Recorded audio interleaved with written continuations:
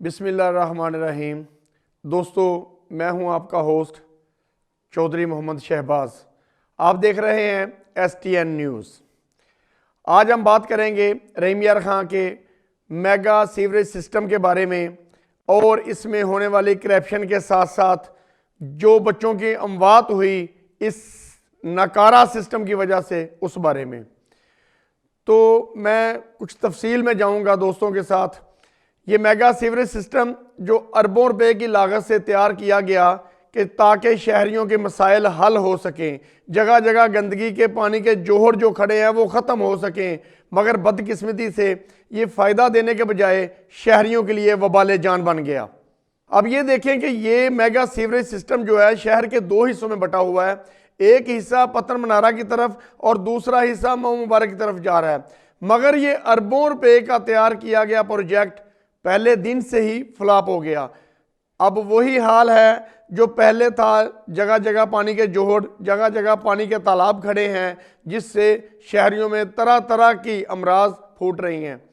اس system میں بڑی بدقسمتی سے کہنا پڑ رہا ہے کہ جو ہونا چاہیے تھا، جو سہولیات میسر کرنی چاہیے تھیں وہ عوام کو نہیں دی گئیں۔ خاص طور پہ یہ میگا سیوریج کا جو سسٹم ہے اس کے 20-25 فٹ گہرے ہول ہیں، 6 فٹ کے پائپ ہیں۔ ایسے پروجیکٹ کے لیے پٹرولنگ کی ضرورت ہے۔ انتظامیہ کو چاہیے تھا کہ اس پہ پٹرولنگ ہو تاکہ کوئی بڑا مسہیپ نہ ہو، کوئی بڑا حادثہ نہ ہو، مگر اس کے باوجود کوئی بھی ٹس سے مس نہ ہوا اور آئے روز بچوں کی اموات ہوئیں۔ آپ دیکھ لیں لکڑ منڈی چوک میں 2 بچیاں اس میگا ہول کی نظر ہوئیں، حمید ٹون میں ایک بچہ موت کے منہ میں چلا گیا، ملکہ والا چوک ہے مئو مبارک روڈ پہ، وہاں پہ ایک بچہ موت کے منہ میں چلا گیا۔ مئو مبارک روڈ پیر شہیداں، یہ دیکھیں 21 مئی کو وہ ننھا بچہ گھر سے باہر کھیل رہا تھا اور دکان کی طرف گیا، کھلا مین ہول اس کی انتظار میں تھا، دکان پہ وہ گیا مگر واپس نہ لوٹا۔ لاکھوں روپے کی تنخواہیں لے رہے ہیں مگر حاصل مقصد زیرو، کوئی بھی اپنی ڈیوٹی کرنے کو تیار نہیں۔ پچھلے دنوں بہت بڑا حادثہ ہوا، ایک شہری اپنے بچوں کے ہمراہ بازار گیا، کھلا مین ہول ڈھکن نہ ہونے کی وجہ سے موٹر سائیکل سمیت وہ اس کے اندر جا گرا۔ ریسکیو کے گھنٹوں آپریشن کے بعد تینوں کی لاشیں نکالی گئیں۔ کتنے افسوس کے ساتھ کہنا پڑ رہا ہے۔ ایسا ہی تھلی چوک میں ایک حادثہ ہوا، ایک شہری پجارو گاڑی پہ آ رہا تھا، اتنی بڑی گاڑی، آپ اس سے اندازہ لگائیں کہ یہ ہول کتنے بڑے ہیں، اتنی بڑی گاڑی میں شہری گاڑی سمیت ہول کے اندر چلا گیا، اس کو بھی ریسکیو آپریشن کے بعد نکالا گیا۔ آج تک کسی کا کوئی مقدمہ درج نہ ہوا، مگر میں اپریشیٹ کرتا ہوں حسنین کے ورثاء کو کہ جنہوں نے اس کیس کو مثالی بنانے کے لیے، شہر کے بچوں کے تحفظ کے لیے، شہر کے بچوں کو بچانے کے لیے یہ بیڑا اٹھایا اور مقدمہ درج کروایا۔ اس وقت کے بھی DSP سرکل انچارج نے مقدمہ درج کرنے سے انکار کیا، مگر حسنین کے ورثاء ڈٹے رہے، مقدمہ درج کروانے میں کامیاب ہو گئے۔ 2.5 سال ہو گئے ہیں اس کیس کو، مگر ابھی بھی چلان مکمل کر کے تھانہ صدر پولیس نے چلان مکمل کر کے عدالت میں پیش نہیں کیا۔ کتنے افسوس کی بات ہے کہ ایک تو ان کا ننھا پھول چلا گیا، ایک تو بچہ موت کے منہ میں چلا گیا، دوسرا ان سے پیسوں کی ڈیمانڈ کی جا رہی ہے، ان سے پیسوں کا تقاضا کیا جا رہا ہے کہ کچھ دو پھر ہی ہم چلان مکمل کر کے عدالت پیش کریں گے، ورنہ آپ کا یہ چلان یہاں پہ ہی لٹکتا رہے گا۔ اس کے لیے آج میں نے رحیم یار خان کی 2 اہم شخصیات سے رابطہ کیا ہے تاکہ اس بگڑے ہوئے مسائل کا کوئی حل نکالا جائے، یہ ہماری آواز آگے حکام بالا تک پہنچ سکے۔ انتظامیہ تو ٹس سے مس نہیں ہو رہی۔ آج ہمارے ساتھ ہیں رحیم یار خان کی ہر دل عزیز سیاسی سماجی و کاروباری شخصیت چودھری انوار احمد نجمی صاحب، اور دوسرے ہیں ان کے ساتھ، یہ انوار نجمی صاحب ہیں پریزیڈنٹ انجمن آڑتیاں گلہ منڈی رحیم یار خان کے، تو دوسرے ہیں چودھری عامر ندیم صاحب، وہ سینئر قانون دان ہیں اور ایڈوکیٹ ہیں ہائی کورٹ کے۔ میں دونوں مہمانوں کا شکریہ ادا کرتا ہوں کہ وہ ہمارے اسٹوڈیو میں تشریف لائے اور آج ہمارے ساتھ اس پروجیکٹ پہ بات کریں گے۔ پہلے میں چودھری انوار احمد نجمی سے بات کرتا ہوں کہ چور صاحب، آپ ماشاءاللہ گلہ منڈی کے صدر ہیں، اللہ تعالیٰ نے آپ کو بڑی عزت سے نوازا ہے۔ یہ بتائیں، یہ جو میگا سیوریج کا ایک سسٹم چل رہا ہے، میگا کا جو نظام ہے، اس سے جگہ جگہ پانی کے جوہر نظر آ رہے ہیں, ساری لائنیں بیٹھ گئی ہیں. یہ 3.5 ارب کا منصوبہ تھا. تو یہ کیا بہتر ہو سکتا ہے یا اس کے بارے میں بہتری کیسے لائی جا سکتی ہے؟ بسم اللہ الرحمن الرحیم. یہ ہمارے ملک کی بدقسمتی ہے کہ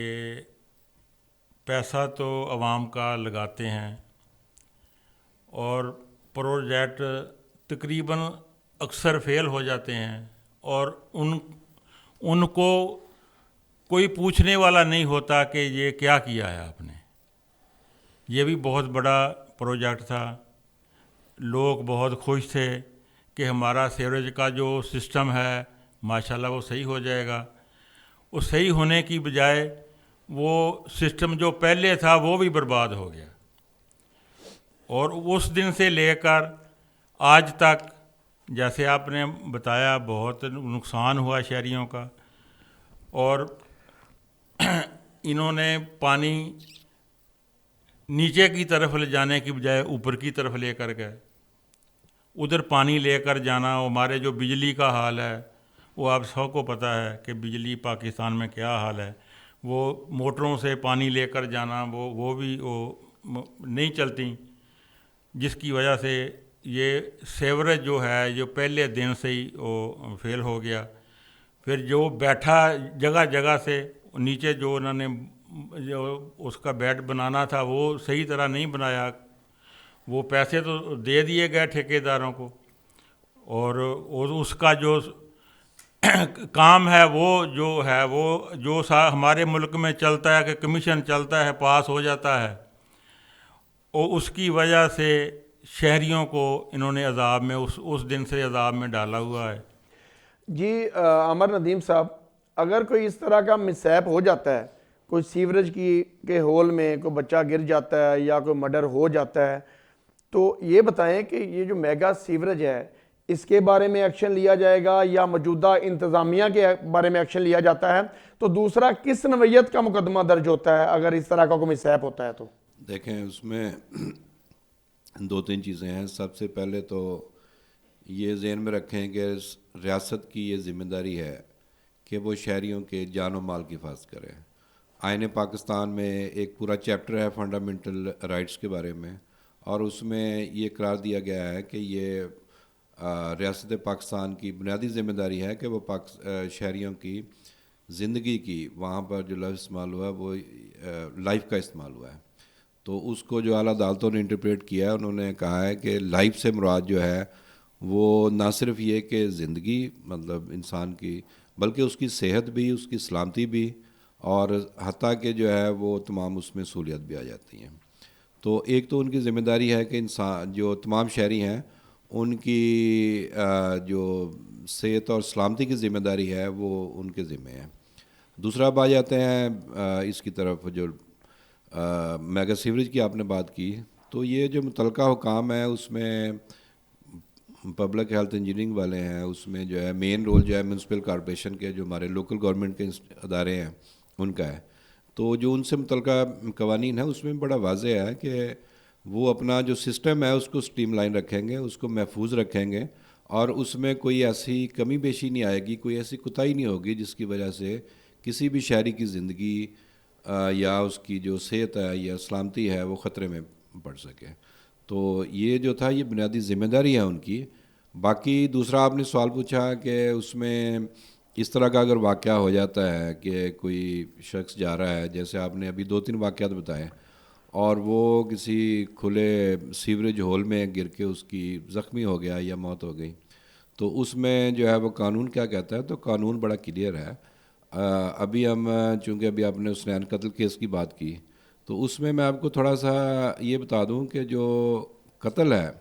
قتل کی قانون میں 4 قسمیں ہیں. ایک تو سب سے پہلے تو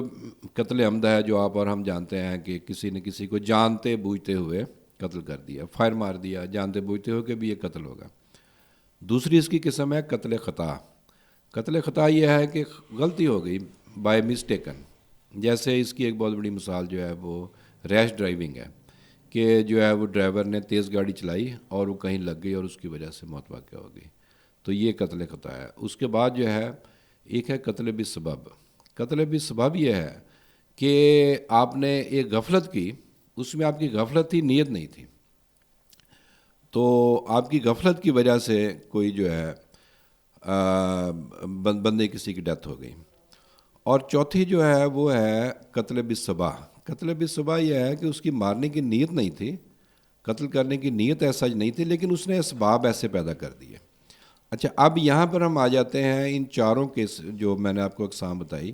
کہ ایک شخص جو ہے وہ جا رہا ہے اپنی بیوی کے ساتھ، بچوں کے ساتھ، یا جیسے کوئی بچہ ہے اور وہ گٹر میں گرا اور اس کی وہاں پر موت واقع ہو گئی۔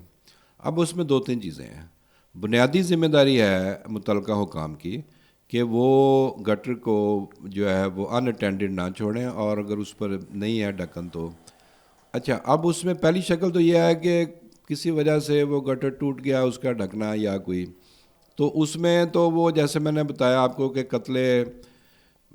بسبب جو ہے کہ انہوں نے غفلت ضرور کی، ان کی غفلت تھی لیکن ان کی نیت نہیں تھی۔ اب ایک دوسری شکل آ جاتی ہے، وہ کیا ہے؟ اس میں یہ ہے کہ متعلقہ حکام کو مطلع کر دیا گیا، ایک دفعہ کیا گیا، دوسری دفعہ کیا گیا، تیسری دفعہ کیا گیا، اور ان کو یہ بتایا گیا کہ بھائی یہ آپ جو ہے نا یہ کام کریں، اگر آپ یہ نہیں کریں گے تو اس کی وجہ سے موت واقع ہو سکتی ہے یا کوئی حادثہ ہو سکتا ہے۔ تو اس شکل میں جو ہے وہ قتل بالصبا آئے گی، اس کی 14 سال سزا ہے، اور وہ جو قتل عمد ہے جس میں 302 ہم کہتے ہیں، اس کے بعد جو ہے وہ سیکشن 316 ہے۔ تو میری نظر میں اگر متعلقہ حکام کو اطلاع نہیں دی گئی تو پھر جو ہے وہ قتل بالسبب لگے گی، جس میں 322 لگتی ہے۔ اگر ان کو اطلاع دے دی اور ان کو یہ بتا دیا گیا کہ آپ نے یہ فلاں کام نہ کیا، آپ کی یہ غفلت ہے، مطلب ان کی غفلت کی نشاندہی ان کو کر دی، اور یہ بھی بتا دیا کہ یہ جو آپ نے غفلت کی ہوئی ہے اس کے جو آفٹر فیکٹس یا کانسیکوینسز جو ہیں وہ یہ ہو سکتے ہیں کہ اس کی وجہ سے کسی کی جان جا سکتی ہے یا کوئی زخمی ہو سکتا ہے،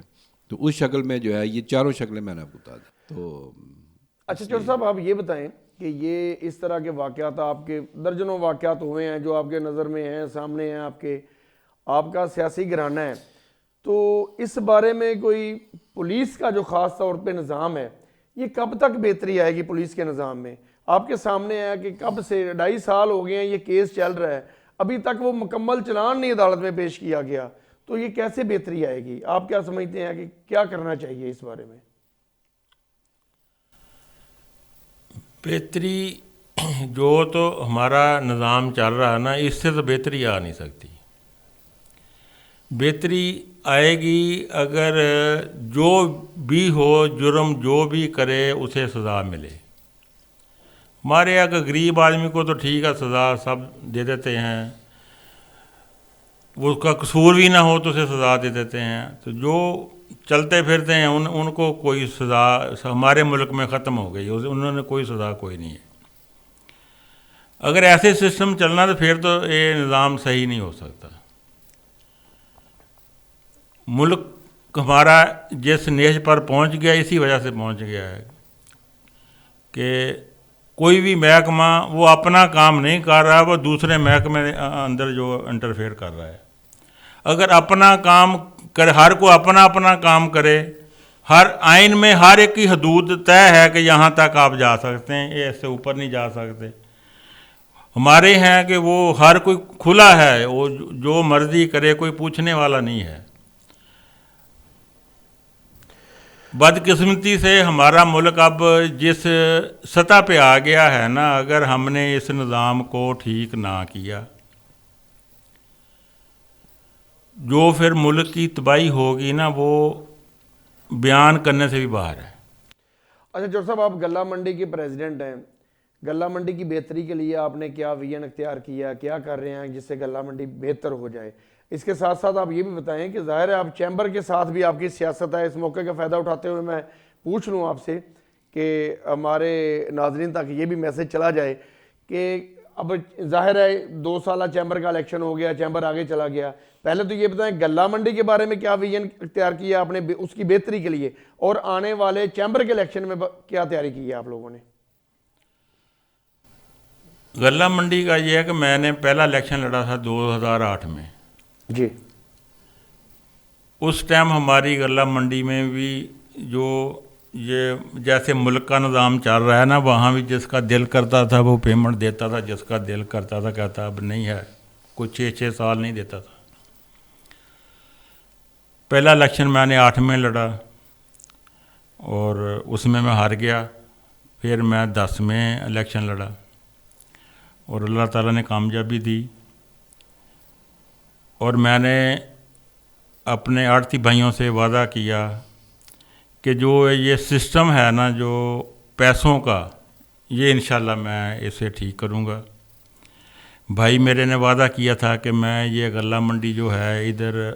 شہریوں کو بھی تنگی ہے، آڑتیوں کو بھی تنگی ہے، جگہ تھوڑی ہے، اور باہر لے کر جائیں گے۔ وہ غلہ منڈی ہم باہر بھی لے کر گئے، اور میں نے کوئی 3 4 سال 5 سال لگا کر وہاں کا ایک عین بنایا اپنا غلہ منڈی کا، اور اب ماشاءاللہ اس پہ عمل ہو رہا ہے، اور اب کوئی بھی پیمنٹ اگر نہیں دیتا کسی آڑتی کو، وہ میرے پاس آ جائے، اس کا اسی ٹائم ہم کاروبار جو کہتے ہیں ہم آپ کے ساتھ نہیں کرنا جب تک آپ پچھلی پیمنٹ نہیں دیں گے۔ اللہ کی رحمت ہے کہ اس ٹائم کا بہت اچھا ہمارا منڈی کا سسٹم چل رہا ہے،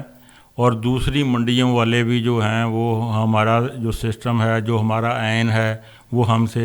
لے کر گئے ہیں، وہ بھی چاہتے ہیں کہ یہی عین ہماری بھی غلہ منڈیوں میں ہو، ہمارا بھی جو سسٹم ہے صحیح ہو جائے۔ باقی رہا یہ چیمبر کا بھی ہمارا یہی ہے کہ وہ پلیٹ فارم تو ہے تاجروں کا، پر وہاں بھی سیاست ہی ہوتی ہے۔ تقریباً 14 سال ہو گئے ہمارے چیمبر کو نا، اور 14 سال میں ٹھیک ہے انہوں نے اپنا ذاتی تو کوشش کیا ہوگا، تاجروں کے لیے کچھ نہیں کیا اس پلیٹ فارم سے۔ اور انشاءاللہ جو اگلا الیکشن آئے گا اس میں پچھلے الیکشن میں نے وہ سمجھو کہ وہ لڑا تھا، اس میں ہم ہار گئے، کہ وہ سارے جو طاقتور تھے وہ ایک جگہ اکٹھے ہو گئے، اور انشاءاللہ اگلا الیکشن آئے گا تو امید تو بڑی ہے کہ وہ تاجروں کو بھی کوئی تھوڑا سا سبق تو ملا ہے کہ ہمارے خاص کر جو ہمارے تاجر دکانوں والے ہیں نا، جو چھوٹے تاجر ہیں نا، بڑوں کے لیے چلو پھر بھی کچھ نہ کچھ وہ کرتے ہیں، لیکن چھوٹے تاجروں کے لیے کچھ نہیں کرتے۔ تو وہ انشاءاللہ ہم اگلے الیکشن میں سارا اس کے پہ روشنی ڈالیں گے، اور تاجروں کو اس پلیٹ فارم پہ لے کر آئیں گے کہ آپ کا کام کرتا ہے جو بھی لیڈر، اس کے پیچھے جائیں، جو صرف اپنی ذات کے لیے کرتے ہیں اسے اب تو چھوڑ دیں۔ اچھا عامر صاحب، یہ جو اب حسنین کا کیس چل رہا ہے، اب یہ ملزمان جو ہیں اس میں میرے خیال 4 ملزمان ہیں، 2 کا تو ٹرائل چل رہا ہے، 2 کا بھی چلان مکمل نہیں ہوا، جن کا ٹرائل چل رہا ہے اب کیا دیکھ رہے ہیں آپ کہ آنے والی پیشی پہ اس کے بارے میں کیا لاہ عمل آپ نے تیار کیا ہے، اور جو ابھی تک چلان پیش نہیں ہوا، چلان سبمٹ نہیں کیا عدالت میں، اس بارے میں آپ کیا کہیں گے؟ دیکھیں اس میں کچھ چیزیں تو ٹیکنیکل گراؤنڈز کی پہ جو ہے وہ وہاں پہ چل رہی ہیں، جیسے کسی پیشی پہ جو تھا وہ ایک ملزم نہیں ہوتا، کسی پہ دوسرا نہیں ہوتا، تو کبھی ایک کی طرف سے اپلیکیشن آ جاتی ہے جی بیمار ہے، کوئی باہر ہے، کوئی ملازمت کے سلسلے میں کوئی تو اویلیبل نہیں ہے، تو اسی طرح مطلب ون وے اور ادر جو ہے وہاں کوشش کی جا رہی ہے کہ اس کو لمبا کیا جائے۔ دوسرا، جن ملزمان کا چلان نہیں آیا تو اس کے لیے ہم نے اپلیکیشن وہاں فائل کر دی ہے کورٹ میں کہ جی یہ جو باقی ملزمان ہیں ان کا بھی چلان جو ہے مکمل آ جائے، کیونکہ اب یہ دیکھیں نا تو مئی 2021 میں ایف آئی آر ہوئی تھی، اور اب 2023 جو ہے وہ بھی اینڈ ہو گیا ہے، تو لہذا جو ہے وہ چاہیے تو یہ کہ اس کو تو بارکاہ امید ہے کہ اب یہ سپیڈ اپ ہوگا، اور مجھے بڑی امید ہے کہ یہ اس میں شہادتیں ہوں گی، اور کیس اگر مکمل ہونے کے بعد جو ہے ملزمان کو سزائیں جو یقینی طور پر ہوگی۔ جی میں دونوں مہمانوں کا بہت شکر گزار ہوں کہ وہ آج ہمارے پاس تشریف لائے، اور یہ جو میگا کا ایشو ہے، میگا سیوریج سسٹم کا، میگا کرپشن کا، اور حسنین قتل کیس ہوا، اس کے بارے میں ڈسکس ہوا۔ میں یہی امید کرتا ہوں حکام بالا سے کہ دیکھیں جو ننھے پھول ہیں ان کا تو کوئی قصور نہیں، ان کو تو نہیں پتہ کہ میگا کے مین ہول پہ ڈھکن ہے یا نہیں، ان کو نہیں پتہ کہ اس ہول کی گہرائی کتنی ہے، ان کو نہیں پتہ کہ اس ہول میں اگر گر گئے تو زندہ واپس آئیں گے یا نہیں۔ جو چلے گئے ہیں ان کے ورثاء کا حال آپ دیکھ سکتے ہیں کہ ہر گھر میں صف ماتم بچھا ہوا ہے۔ کب تک ایک ڈھکن کے حصول کے لیے ہمیں بچوں کے نذرانے دینے پڑیں گے، ہمیں بچوں کی جانیں دینے پڑیں گی؟ انتظامیہ کو کب ہوش آئے گی؟ جب یہ صفحہ ہستی سے مٹ جائے گا تب اٹھو گے۔ والسلام۔